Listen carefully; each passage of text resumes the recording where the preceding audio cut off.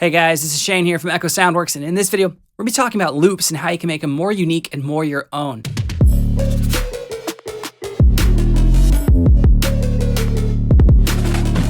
So I would say that the majority of producers in 2019 were using loops in some form of fashion, whether it's from a sample pack, a sound set, from splice.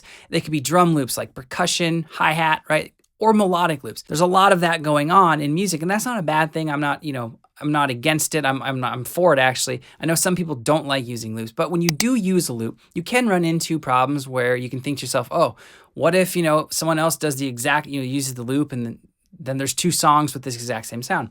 Well, that can happen, but it's really rare. And most producers, most artists, they try to tweak the loop and make it more unique and original to the song that they're working on anyway.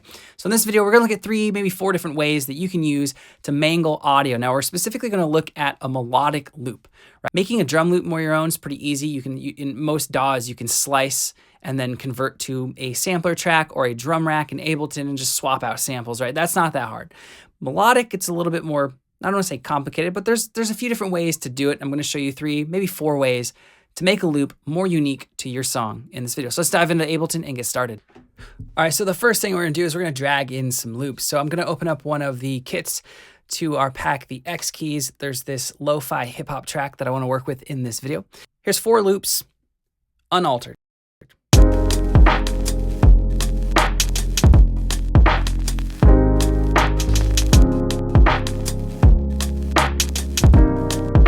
All right, so we're gonna go kind of in order of complexity, starting at the most simplistic way to make a loop sound more like your song or more like you or more original. So the first thing you can do, and you can do this in any DAW, is change the pitch and change the order of how the loop plays back. So in Ableton, I can just double click on the audio and I can transpose it.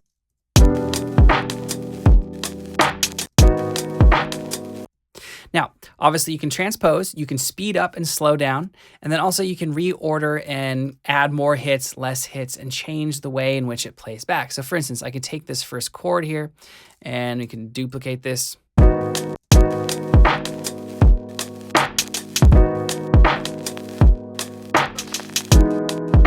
Right, so I basically just took out this second chord right here. And you can go through and do that and make the loop more original, or not the exact same loop. So that's something you can definitely do. Now, most DAWs can do this next feature. You can usually right-click on a audio track, whether it's drums or melodic or chords in this case, and you can slice to new MIDI track. I know Logic can do the same thing. A lot of DAWs can do this. So now what we have is, if we go down right here, you'll see a MIDI track. I'm gonna color this something different here so you guys can see.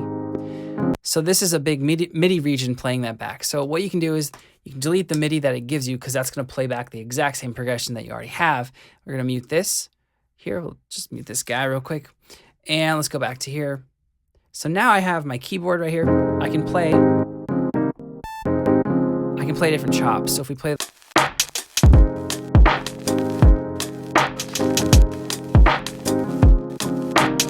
you get the idea. Take those, play it in a new order, get that nice choppy vibe. You're off and running with something that sounds more unique, more original. Now, Ableton can actually do something quite cool.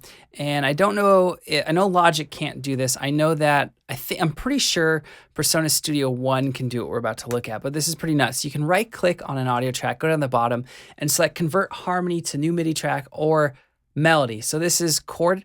This is a chord track, so we're going to select harmony. Now, the downfall to this could be, or the drawback really, not downfall, that's a little too intense. The drawback could be, let's say you're working with a loop that has a really cool sound, like a really cool processed bell or lead or string, whatever it might be. Obviously, when you do this, you're going to lose that sound.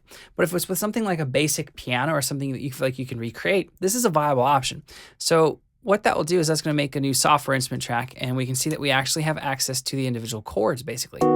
Now, it's not perfect, but it's usually pretty good. All right, so we have the bass, we have everything back in. What I'm going to do is I'm going to load up Melodyne now, and we'll go to plugins real quick. There it is. Pop it on this track.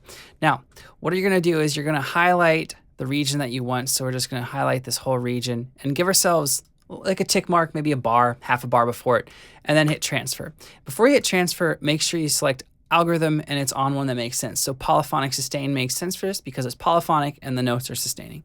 So now with that selected, I'm going to transfer this audio into Melodyne.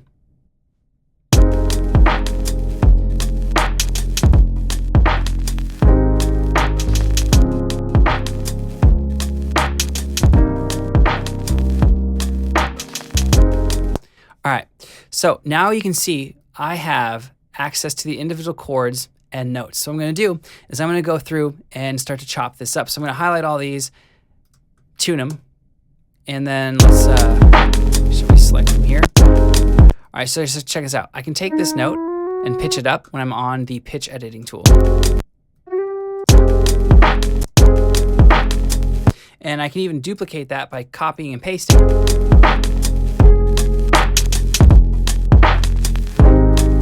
Right, and I can go through and edit this. So you have a couple tools if you guys are Melodyne users that are going to come into handy with this. Obviously, the pitch tool, right? To copy and paste, you select a note, hit Command C or Control C, and then hit V, Command V, and then you can move the cursor around where you want it to go. So if I just want it right here, I can pop it right there.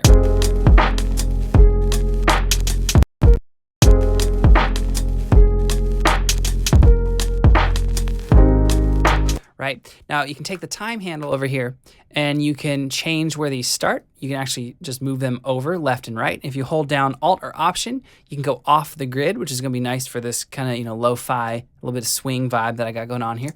And you can actually take the beginning and end of this and you can actually stretch them by clicking and dragging out to make the note longer. So those are the 3 tools that you need. So what I'm going to do is I'm going to mess around with this and see what I come up with. All right, so I sped that up as I worked on it. It was just trial and error. I'm just messing around with things, trying to find something that sounds cool. But this is what we have here, and this is pretty nuts. I'm going to zoom in.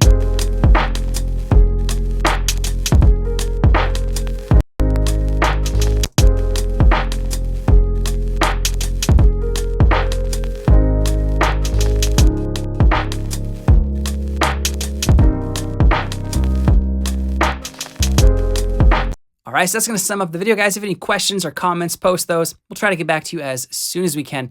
If you guys haven't subscribed to the channel, please do that. The support does mean a lot. And if you do subscribe, smash that notification bell so you get an update when we release new content. Thank you for watching. I'll see you next time.